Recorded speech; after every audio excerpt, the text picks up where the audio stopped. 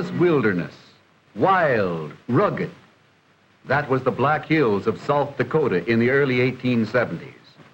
A hardy frontier, far from the paths of civilization, where fortune beckoned with a glittering smile and life hung on the quickness of a trigger finger. There was gold in them thar hills, gold at Spring Creek, gold at Crook City, gold at Central City, gold on the mountains, in the rivers, and in the dark depths far below the surface of the earth. For centuries uncounted, men have sought, fought, and died for gold, as they did in the Black Hills when the West was young. Brave men came from the north, the east, the south, the west. By the tens, the hundreds, the thousands, they tunneled the mountainside, they combed the gulches, they strained the rivers, creeks, and streams in their wild quest for gold. But the romantic day of the placer miner was short-lived.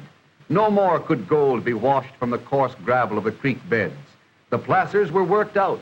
The bewhiskered pioneer with pick, shovel, and gold pan had served his day. And that day he served well, for he set the stage for a greater era and new industry destined to take its place with agriculture in South Dakota. Among the men who sought for gold in those daring days was Moses Manuel. He was interested in the scientific mining of hard rock formation, getting gold out of quartz ore so hard it could not be chipped by a miner's pick. Manuel and his party prospected the winter of 1875 without success. And then, on April 9th, 1876, they discovered a ledge, an outcropping of ore that then was termed a lead. They sank their discovery shaft in the side of a draw, and they called it Homestake Lead, and the mining camp which leaped to life took the name of Lead City. The original site of the Homestake mine has disappeared, and in its place has risen a thriving industry geared to modern progress. Today, Lead is still a mining camp, but a mining camp with 20th century trimmings. The Homestake mine is still there, for Lead is Homestake, and Homestake is Lead. But mining in the glamorous days of yore is a far cry from the complicated and scientific methods in use today. It takes more than a pick and shovel to get gold ore out of the ground now, and more than a gold pan to get the gold out of the ore. Would you like to mine for gold? Today, gold mining means raw materials, men and construction, combined with the science of chemistry and the wonders of modern engineering, all of which are necessary to make Homestake ore pay. New construction, which will take 2 years at a cost of about $3 million to complete.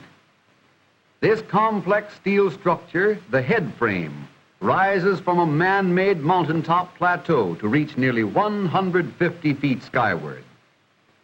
In this massive building, made with more than 800,000 bricks, steel and concrete, giant equipment will control the hoisting and lowering of cages which carry men and materials. This model of the Yates shaft shows what has to be done, the great construction work underground, blasted out of solid rock, but it isn't done from the top down. The shafts are cut from the bottom up. Tunnels, or drifts as the miners call them, are blasted from the solid rock to connect old workings with the exact location of the new shaft. Then the latter moves upward in many separate segments or links, which one by one are merged into a single vertical opening. Precision engineering makes sure the drifts meet the new shaft at the right places. But it's not as easy as that. Opening up a level and placing it in proper condition for mining requires many months of work, drilling, blasting, ditching, hauling waste rock. More than 3.5 million feet of timber, or enough to build more than 200 five-room houses, go into the shaft. This drift leads to one of the ore bodies. 2 years to finish the job. Hundreds of men at work under the ground, on the surface, high in the air. 2 years of work through the toughest kind of rock, millions of feet of timber, hundreds of tons of concrete and steel, thousands upon hundreds of thousands of dollars for equipment, before one single ton of ore can be taken out. That's what gold mining is today. Where is that old-time pick and shovel now? The new Yates plant, when complete, will look like this several million-dollar Ross plant, built in 1934 with a shaft where operations are now being conducted on many levels. The levels are spaced 100 feet apart down to 1,100 feet.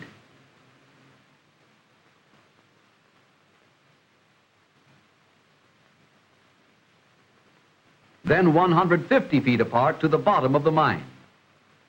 Now we're after gold. Down we go. 8-1. 8-1. That's the signal we heard a moment ago. The marvels of shortwave radio used for safety in the mining of gold ore. These great and powerful drums, each holding more than a mile of stout steel hoisting cable in one layer, wind and unwind rapidly as the cages speed up and down the shaft, carrying their cargo to a safe haven. Vertical transportation, lowering human cargo over 4,000 feet into the earth, 4 times as deep as the height of the Empire State Building. Flashes of light are levels. An indicating arm is geared with micrometer fineness and tells the operator exactly where the cage is at all times. 3,650 feet, 3,800 feet, 3,950 feet, 4,100 feet below the surface, at a speed more than 3 times as fast as a modern elevator, in perfect safety. Over 2,000 men work for Homestake. The miners work in 2 shifts, which are rotated, changes in hours for every man. At Homestake, safety is a first consideration. Helmets of light material tougher than steel, work lamps with a battery to keep them lighted for 8 hours, steel-toed shoes with spiked soles for safety. But above all, it is the thorough understanding of their job and an unfailing observance of safety practices on the part of the men themselves that have brought the Homestake record to its remarkably low accident rate. Prospecting, shaft sinking, drifting, raising, cross-cutting, diamond drilling, all preliminary to actual mining of the ore. Here's the air-driven diamond drill outlining the gold-bearing rock. Gold ore is mined by 2 methods, the shrinkage stope method without timber and the square set method with timber. These miners are climbing into a stope from which the ore is being removed by the shrinkage method. Shrinkage stope mining consists of breaking ore away from solid rock. As the roof of the opening or stope becomes higher, the miners use the broken ore as a platform on which to work. Loose rock hanging overhead is pried off with long steel bars. Miners call this barring down. Pneumatic drills bite deep into the tough, hard ore to make holes for blasting. 10 feet into solid rock. Every day, 3,000 steel drills go into the mine. Every day, 3,000 steel bits are taken out for sharpening. Prying down loose rock, drilling holes deep into the ore, and loading the holes for blasting require an 8-hour working cycle. 3 million sticks of dynamite every year, 1 million blasting caps to set off 1 million blasts, for nearly 1.5 million tons of ore mined annually in the Homestake mine. The blasting is done at the end of the day. Out go the tools and out go the men to a safe place far from the blast. They light the fuses, the smoke curls up. It's all over until another shift repeats the cycle. When the shrinkage stope is mined up to a height of 125 feet, the chamber is filled with broken ore, which must be drawn through chutes into 1-ton cars. Strong timber planking and steel guards protect the loaders from flying ore. 1 ton of ore to a car, 20 cars to a train. 20 tons of solid ore and not a flake of gold in sight. Locomotives powered by electricity, locomotives powered by compressed air, All run on tracks from all points underground, run regularly on a complete railway system. 80 miles of steel track to carry equipment, materials, and gold ore. Ore mined by the square set method consists of timbering to take out the ore which was left in place to support the roof and sidewalls during shrinkage stope mining. These men are working under the pillar you saw in the picture a moment ago. The process is the same here as in the shrinkage stope method. Drill, blast, and remove the ore. Water runs through a rifle drilled hole in the center of the drill steel. The water does 3 jobs: cools, lubricates, and prevents dust. Down goes the ore to the loading level below, and what punishment that timber takes. It has to be strong to stand that pounding. 1 foot square, tough timber from the Black Hills. This model shows you what the mine actually looks like. A massive underground structure of sturdy timber. The higher up the miners drill and blast away, the farther down the ore falls. The miners go up and the ore comes down.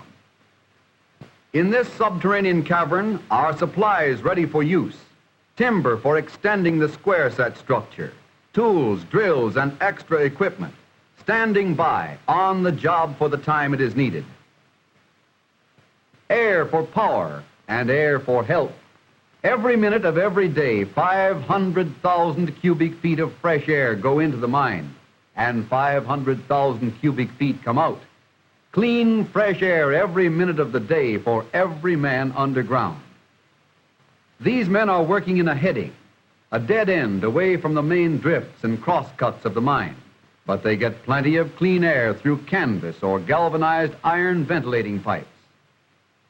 4,000 feet underground, but still there is air for the miners and air for power.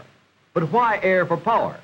To drive 500 air drills, 38 air locomotives, small ventilating fans, and other equipment. Where does it all come from? Why, it comes from here. These great compressors running day and night furnish high-pressure air for many machines. Water for spraying to keep down the dust.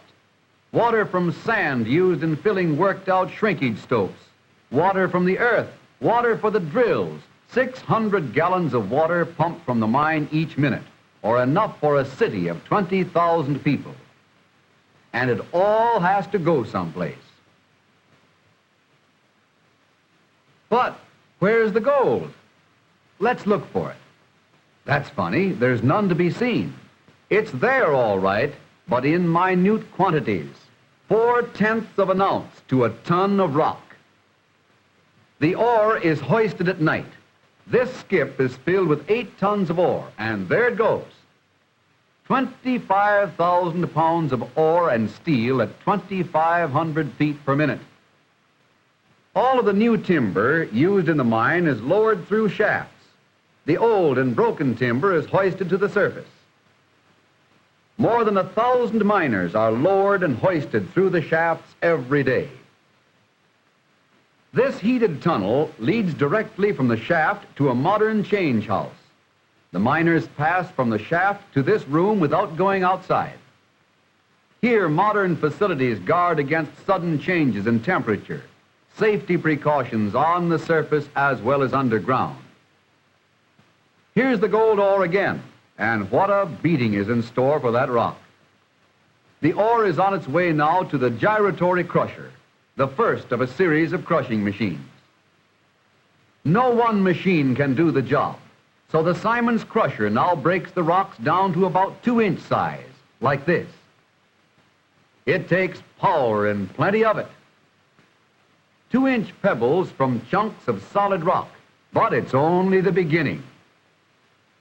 From the crusher to the stamp mill, 180 stamps, each with a falling weight of 1,550 pounds.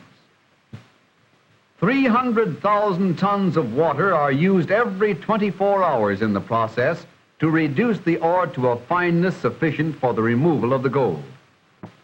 The fall is from a height of 7 inches to break the ore fine enough to pass through a screen with 3/4-inch openings. These machines are called rod mills, revolving cylinders 12 feet long, 6 feet in diameter.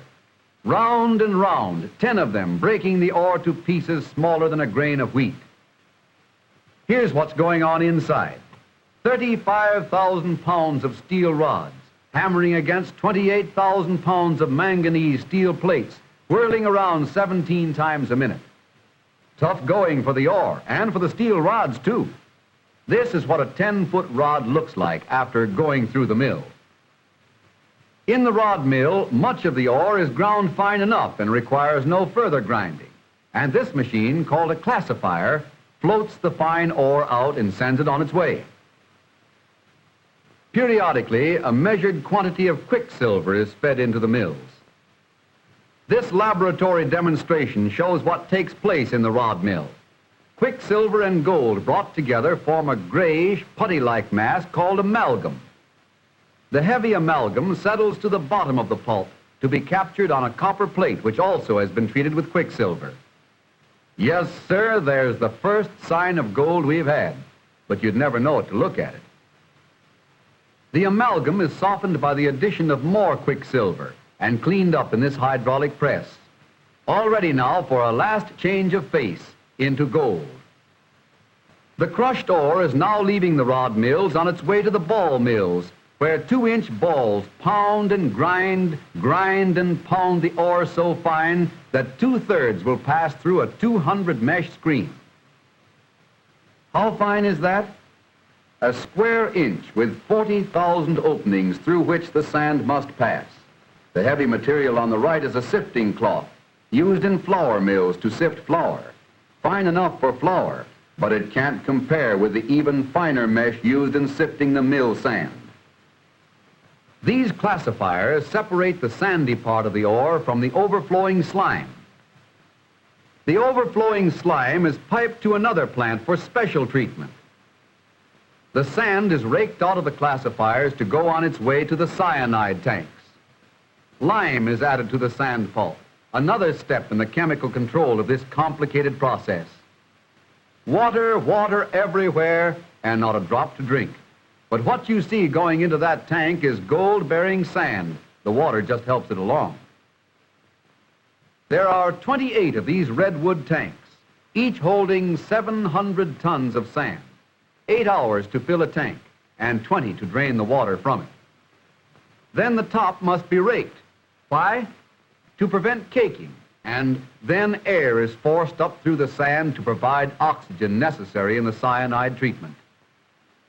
The incoming cyanide solution goes on dissolving the particles of gold left in the sand after amalgamation and liquefies it. It's hard to imagine gold being dissolved in a liquid like sugar in your coffee, but that is exactly what cyanide solution does. It turns gold into liquid. And there it is, liquid gold. Gold in solution. And the solution in that bottle is worth about 2 cents. But what about the sand? Man-made erosion, washing it away, returning it to the mine for filling the stopes from whence it came. This tank holds 200 tons of gold-bearing solution, gold taken from finely ground ore by the action of chemicals. Remember the slime, that clay-like substance floated away in the classifiers? Here, the last minute particles of gold are taken from it in these great presses. Here is a department that is highly important, the assay office. From the time the ore is mined, samples are taken, crushed and analyzed for necessary control of operations. Every step of the way, the ore is tested. This is for control, to make sure the right procedure is followed all along the line. There's the first piece of gold we've seen, and it weighs but a tiny fraction of an ounce. At last the gold is made. That is, if you can call the result of all the mining, grinding, and processing you have just seen making gold. This is the end for the small briquettes of amalgam and the precipitate, the melting pot. With heat, the quicksilver is separated from the amalgam and the resulting crude bullion is taken out of the retorts. In this furnace, the gold precipitate is refined into crude bullion by melting. The impurities are removed by the slag. Next, the bullion is remelted and further purified, ready to be cast into gold bars. This is the final result of the vast operations above and below. Less than a week ago, this gold was imprisoned in hard and tough rock, thousands of feet below the surface of the earth. What miracles of science and engineering it took to recover this gold from the ore. 4/10 of an ounce of bright yellow metal is what you see here, and it comes from 1 ton of ore. 1 ton of ore mined with modern equipment, 1 ton of ore hauled and hoisted to the surface, 1 ton of ore crushed and ground to a fine sand, 1 ton of ore through the rod mill for amalgamation, through the great tanks for cyanidation. The coordinated effort of hundreds of men above and below the surface of the earth, complicated machinery, modern science, all working together so that 4/10 of an ounce of gold may be wrested from 1 ton of ore. But there are other things important to gold mining.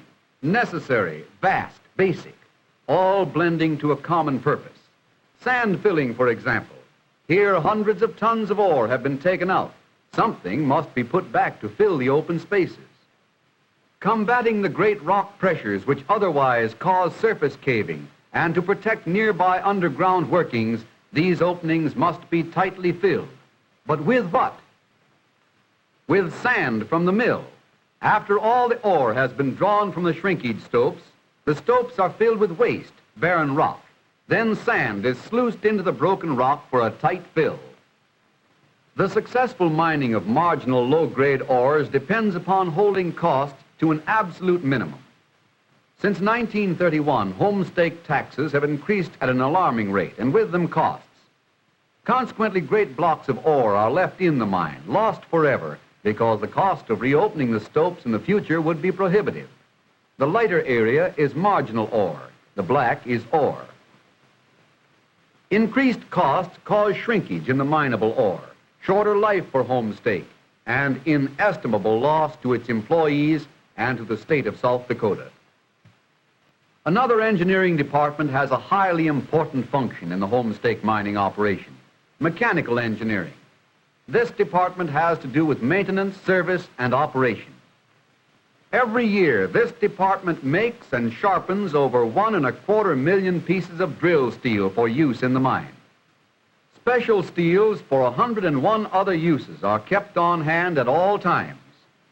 Many kinds of special shop machinery are needed so that the mine and all other departments may receive prompt service and a supply of special parts and equipment.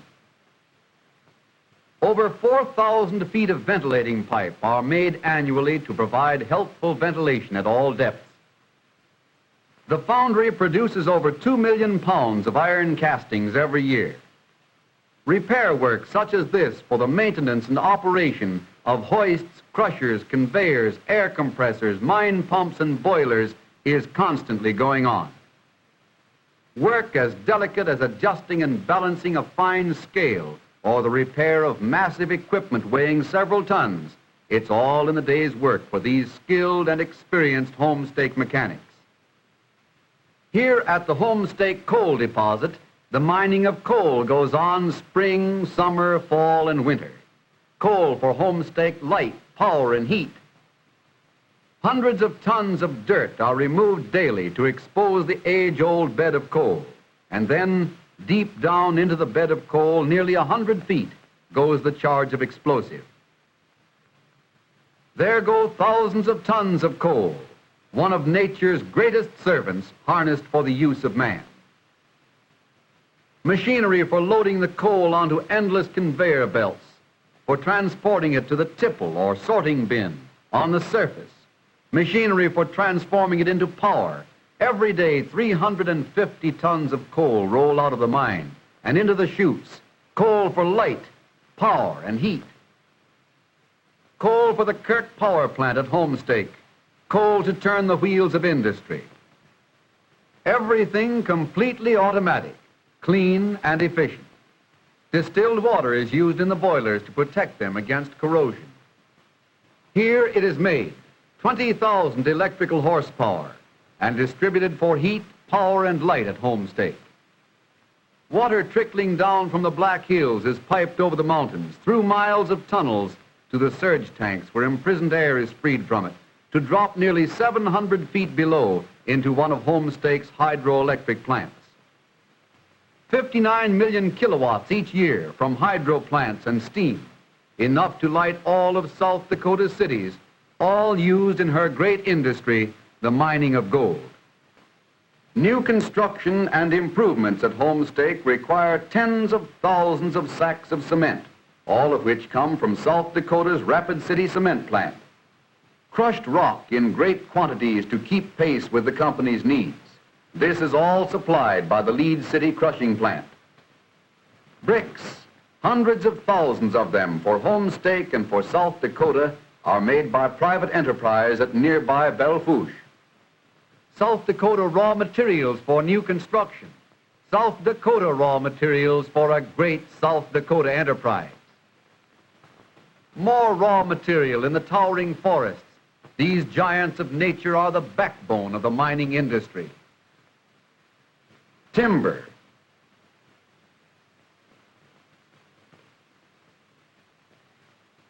Timber for the mines. Scientific methods are used in logging.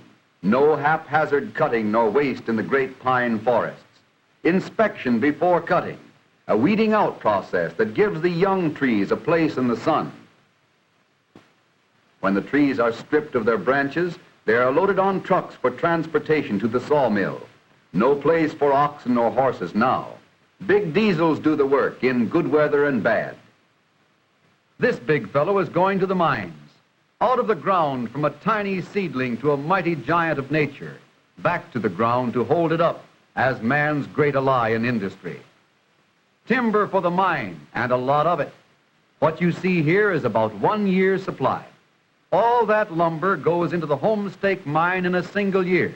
You might wonder where it all comes from. It all comes from areas like this, but through selective cutting and reforestation, there is no denuding of the forests. Here is a typical reforested area. Yes, there's plenty of timber and plenty of beauty in the Black Hills for the generations of today and the generations of tomorrow.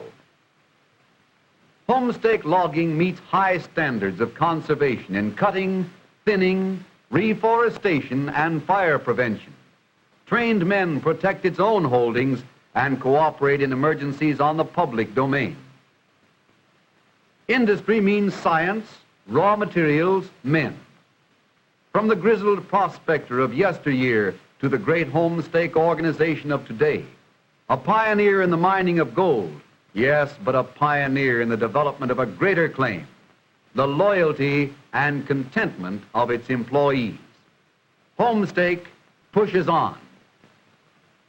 This modern hospital, equipped with the finest of medical and surgical apparatus, is not only for the Homestake employee. Here, his family as well receives advice, counsel, treatment, and care from an expert staff of physicians and trained nurses at no expense.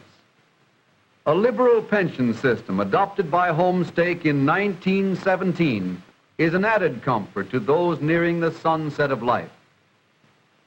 And for the employees, training in safety, first aid, and mine rescue, an accident rate only 1/2 of that for the American mining industry as a whole. Play, too, is stressed at Homestake, and there's plenty of it for the employees and for all the citizens of Lead. This $300,000 recreation center was erected by the company in 1914 and includes a library with the knowledge of the world compressed into 26,000 volumes. And all this cost the community not 1 cent. These men are veterans, veterans of industry, veterans of Homestake. Every one of them has been employed for 21 years or more. Right now, there are more than 400 members of the Homestake Veterans Association. This venerable gentleman, Mr. William Lang, has worked with Homestake for more than 50 years, just a temporary job. If you're musically inclined, there's the band, and a good one, too. Bass drum, big horns, piccolos, the whole works, and it makes good music. Happiness abounds, and why not? They are happy. happy in the service of a company of which they are a part. Most of the employees of Homestake are homeowners, secure in the knowledge of constant, stable employment which has maintained a steady level through the years, regardless of the trials of the times. That is a basic Homestake policy.